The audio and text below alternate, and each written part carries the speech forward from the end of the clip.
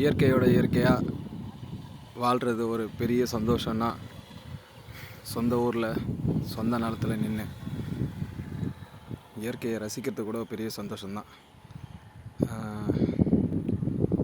நான் அப்படி தான் என் சொந்த நிலத்தில் நின்று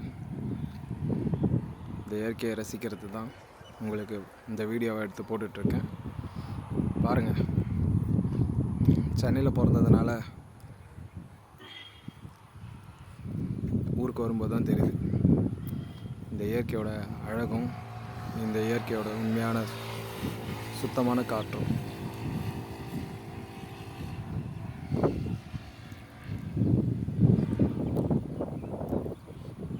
எப்படி இருக்குன்ட்டு நீங்களும் இந்த வீடியோவை பார்த்துட்டு லைக் அண்ட் கமெண்ட், உங்களுடைய லைக் அண்ட் கமெண்டை நீங்கள் பதிவிட வேண்டி கேட்டுக்கிறேன். இயற்கை என்றைக்கும் நம்மளை கைவிட்டதில்லை. சில சமயம் இயற்கை பேரிடர்கள் வரும். அப்போல்லாம் நம்மளாம் ஒன்று சேர்ந்து அந்த இயற்கை பேரிடரை கைகோர்த்து சமாளிச்சிருக்கோம். உதாரணத்துக்கு சென்னையில் வந்த ஃப்ளட்டாக இருக்கட்டும்,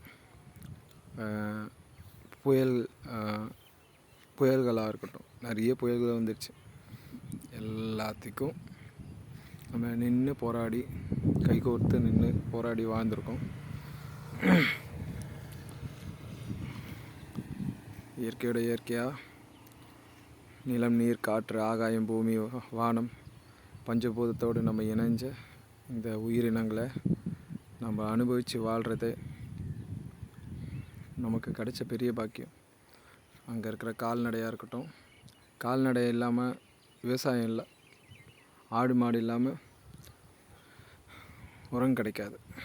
இது எல்லாமே ஆதி காலத்துலேருந்து நமக்கு தெரிஞ்ச விஷயந்தான். என்னடா அவன் புதுசாக சொல்ல வந்துட்டானு நினச்சிடாதீங்க.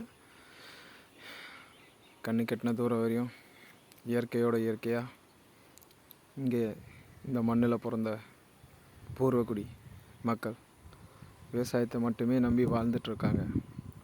அவங்களோட அவங்க உழைச்சி கொடுக்குற அந்த சேத்தில் காலை வச்சு நமக்கு சோத்தில் கை வைக்கிறதுக்கு உதவி புரிஞ்சிட்ருக்க இந்த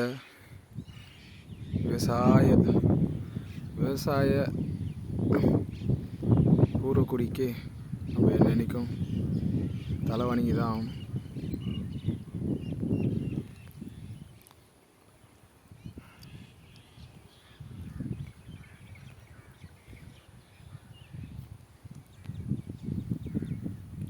இந்த தென்னை மரத்துக்கு கீழே கிணறு இருக்குது. அங்கே ஒரு டிரான்ஸ்ஃபார்ம் தெரியுதுல்ல, அது வரையும் நம்ம நிலம் இருக்குது.